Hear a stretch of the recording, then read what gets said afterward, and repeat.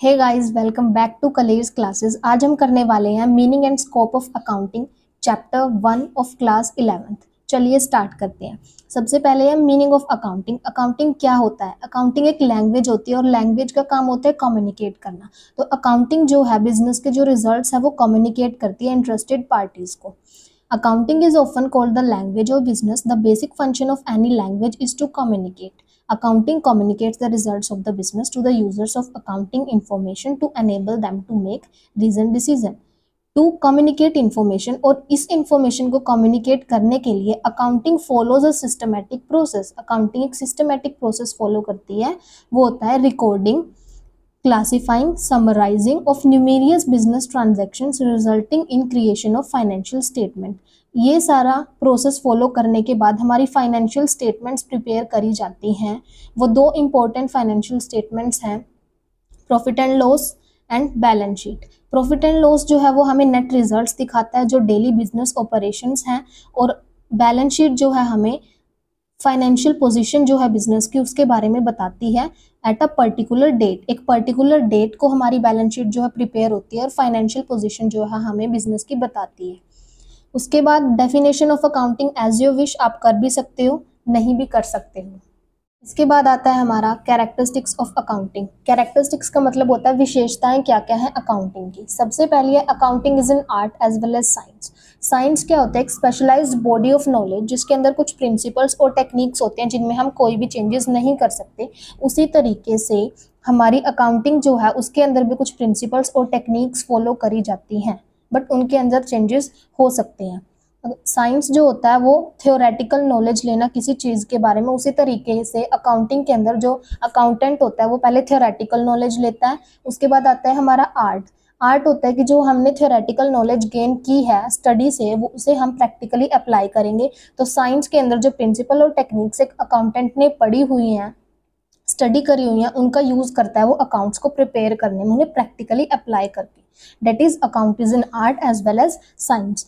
Second आता है हमारा recording of transactions of financial character. Financial character का मतलब जो मनी टर्म्स में मेजर हो सकती हैं, सिर्फ उन्हीं की रिकॉर्डिंग करनी होती है अकाउंटिंग के अंदर।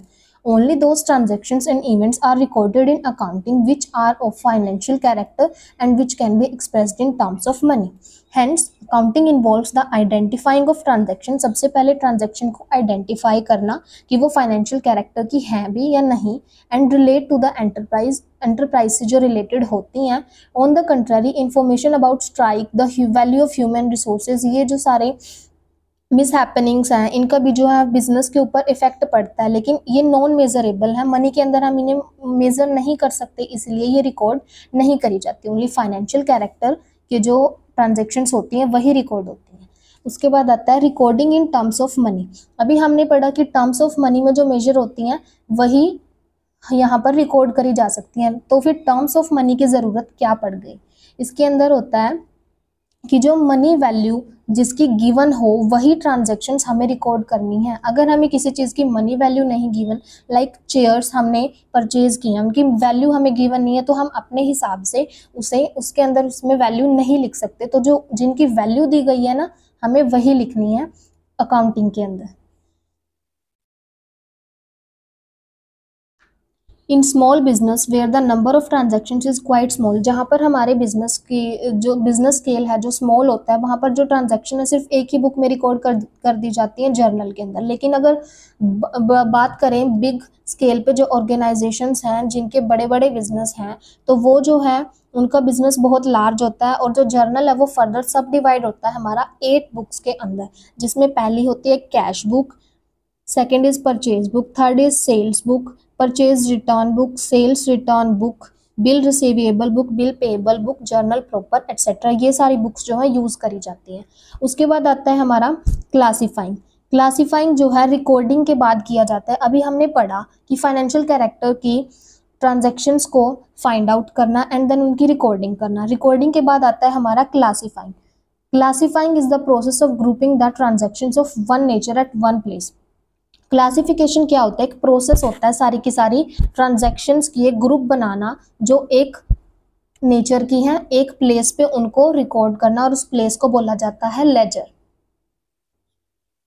और जो हमारा लेजर है उसे प्रिंसिपल बुक भी बोला जाता है। तो सारी की सारे जो सेपरेट नेचर की जो ट्रांजैक्शंस होती हैं उन्हें वन प्लेस पे रिकॉर्ड किया जाता है, और जो बुक होती है उसका नाम होता है लेजर। तो separate accounts are open in the ledger in the name of each person. हर एक पर्सन के नेम से सेपरेट अकाउंट खुल सकता है लेजर के अंदर। इसी तरीके से सारे एक्सपेंसेस और इनकम्स के भी अकाउंट यहाँ पर खोले जा सकते हैं। उसके बाद आता है समराइजिंग। समराइजिंग एक ऐसी आर्ट है जो कि हमारा क्लासिफाइड डाटा है उसे एक ऐसे मैनर के अंदर वो रिप्रेजेंट करती है जिससे कि जो मैनेजमेंट है और अदर यूजर्स यानी कि इंटरेस्टेड पार्टीज वो उस डाटा को अंडरस्टैंड कर सके, सो डैट वो अच्छे से डिसीजन ले पाए। This involves the balancing of ledger accounts. इसके अंदर बैलेंसिंग करी जाती है लेजर अकाउंट्स की, और ट्रायल बैलेंस जो है इन बैलेंसेस की हेल्प से प्रिपेयर किया जाता है। फाइनेंशियल स्टेटमेंट प्रिपेयर करी जाती है यहाँ पे with the help of trial balance. Trial balance की हेल्प से trading and profit and loss and balance sheet जो है हमारे बिजनेस के अंदर प्रिपेयर होती है। ट्रेडिंग अकाउंट जो है वो बनता है हमारा ग्रोस प्रॉफिट या फिर ग्रोस लॉस फाइंड आउट करने के लिए। प्रॉफिट एंड लॉस बनता है हमारा नेट प्रॉफिट या नेट लॉस निकालने के लिए, और बैलेंस शीट प्रिपेयर करी जाती है फाइनेंशियल पोजीशन फाइंड आउट करने के लिए बिजनेस की। That is summarising. उसके बाद आता है हमारा इंटरप्रेटिंग द रिजल्ट्स। अभी रिजल्ट्स को इंटरप्रेट करना। In accounting the results of the business are presented in such a manner. एक अकाउंटिंग के अंदर जो रिजल्ट्स होंगे बिजनेस के वो इस मैनर के अंदर प्रेजेंट किए जाएंगे कि जो इंटरेस्टेड पार्टीज हैं बिजनेस की उन्हें फुल इंफॉर्मेशन जो है बिजनेस की प्रॉफिटेबिलिटी और financial position of the business के बारे में मिले। जो अकाउंटेंट है वो हमेशा एक्सप्लेन करता सिर्फ what why it has happened, कि वो क्यों हुआ, लेकिन ये भी एक्सप्लेन करता है कि फ्यूचर में क्या होगा। उसके बाद आता है हमारा communicating. It refers to transmission of summarised and interpreted information. Accounting हमने पढ़ा था कि एक लैंग्वेज होती है जो कम्युनिकेट करते हैं इंटरेस्टेड पार्टीज को। देन रिजल्ट्स फाइंड आउट करने के बाद ये इंटरेस्टेड पार्टीज को जो है कम्युनिकेट कर देती है जो रिजल्ट्स आते हैं बिजनेस के।